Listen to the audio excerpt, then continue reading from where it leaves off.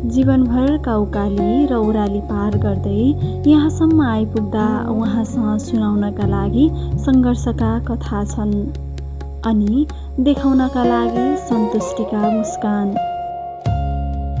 पहिले धेरै दुःख पनि गरियो। अब भन्नु नि यो अब काहीँ केही थिएन त्यतिखेर ऊ दमकमा बसेँ। दमकमा भाडामा त्यतिखेर पनि 100 रुपियाँ तिरेर भाडामा बसेको। त्यो केटाकेटी मेरो उहीँ जन्मेको। त्यहाँबाट भएन उल्कामा काठमाडौँ गएँ, यसो दर्शन पनि हुने भनेर काठमाडौँ 4 वर्ष बस्यो। अनि अब केटाकेटी अलिक बढेपछि उतै आफ्नैतिर पढाउने यसो हेरेको उसको आमाले मानेन। ऊ कालोमा स्कुल दिएको नि त। मेरो छोराछोरी लडेर मर्छ, म यहाँ पढाउने, त्यसो जाउँ त उतै भनेर आएको। न त अझ उहाँ पढाएको भए राम्रो भएको, मेरो छोराछोरी अझ विदेश जान्थ्यो। राम्रो सङ्गत राम्रो थिए। त्यहाँ पनि दुःख चाहिँ दुःखै गर्नु।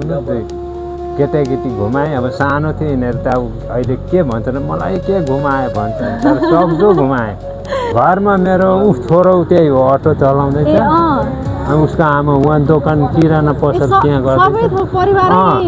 अनि बुहारीहरू घरमै छन्, अहिले पनि छन्। बाख्रा छन् 15-16वटा बाख्रा। अनि गाई बिग्रेर गाई चाहिँ अस्ति बेचेँ। अब एउटा पारो ल्याउनु पर्यो भनेर।